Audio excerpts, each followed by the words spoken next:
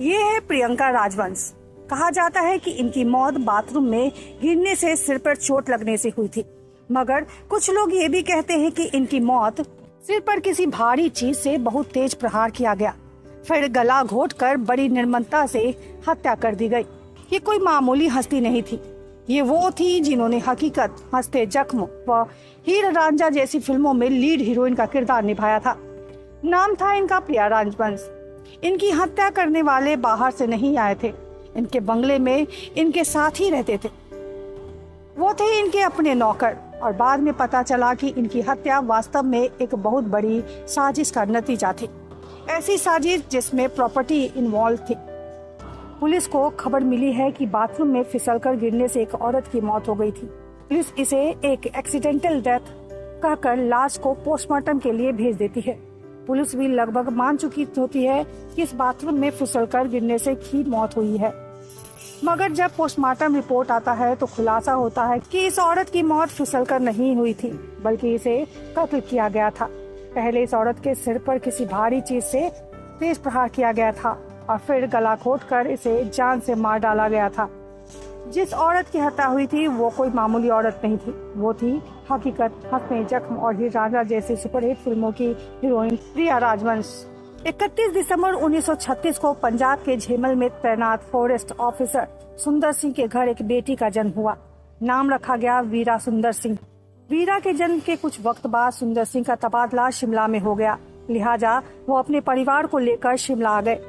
वीरा और उनके दोनों भाइयों कमलजीत व पद्मजीत का बचपन शिमला में ही गुजरा। शिमला से ही वीरा की स्कूलिंग हुई और शिमला से ही वीरा ने कॉलेज की पढ़ाई की। कॉलेज के दिनों में ही वीरा को नाटकों में काम करने का शौक लग गया था और वो अंग्रेजी नाटकों में खूब हिस्सा लेती थी। एक दफा एक नाटक के चलते ही वीरा को चंडीगढ़ जाना पड़ा था। वो नाटक देखने देवानंद की भाभी यानी चेतन आनंद की पत्नी उमा आनंद भी गई थी। उमा आनंद खुद भी किसी जमाने में एक्ट्रेस थी। चेतन आनंद की पहली फिल्म नीचा नगर में उमा आनंद ने माया का कैरेक्टर प्ले किया था।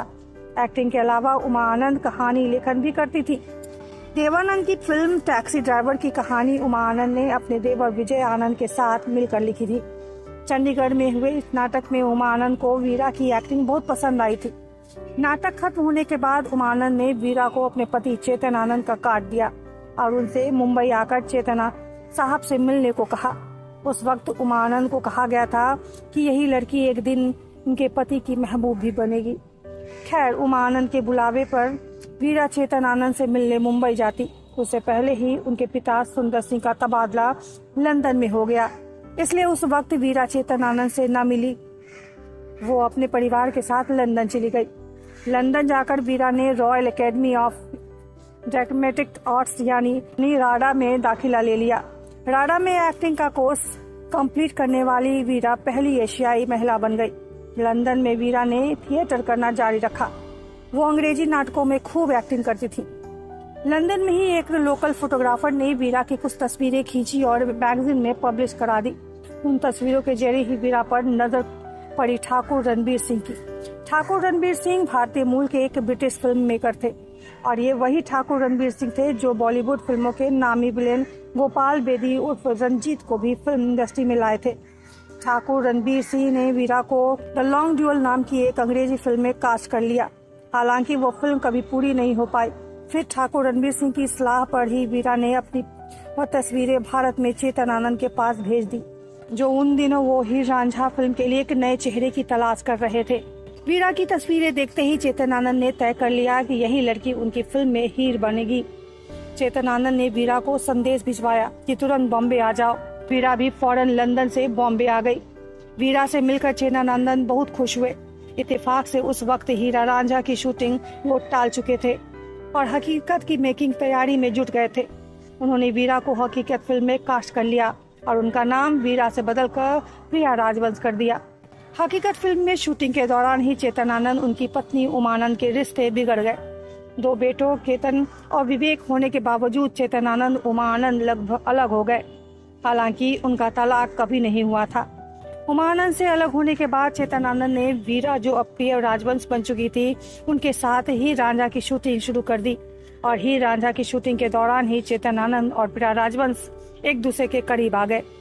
यूं तो इन दोनों की उम्र में 16 साल का फर्क था, लेकिन इस फर्क की उन्होंने जरा भी परवाह नहीं की। बिना शादी किए ही चेतन आनंद और प्रिया राजवंश साथ रहने लगे, यानी लिव इन रिलेशनशिप में आ गए।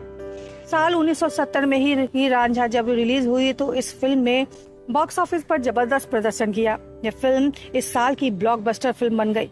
प्रिया राजवंश के पास फिल्म इंडस्ट्री से ढेरों फिल्में के ऑफर आने लगे।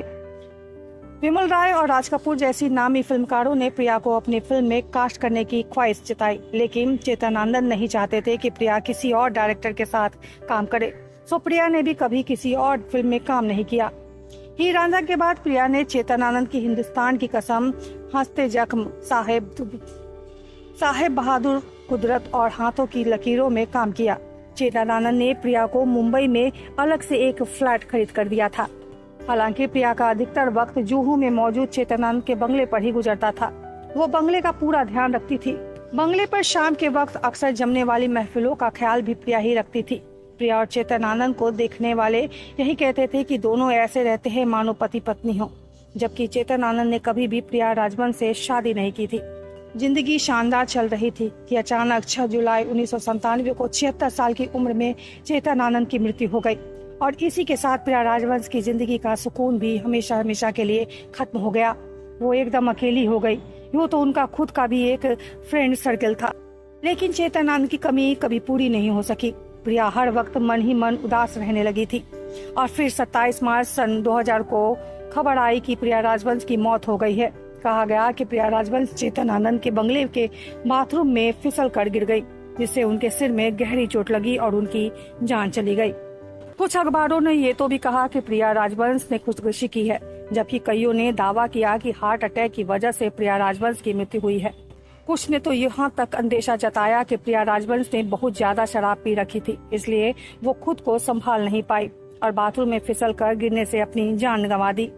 बहरहाल पुलिस ने भी अपनी शुरुआती रिपोर्ट में यही लिखा कि बाथरूम में फिसल कर गिरने से प्रिया राजवंश की मौत हुई है।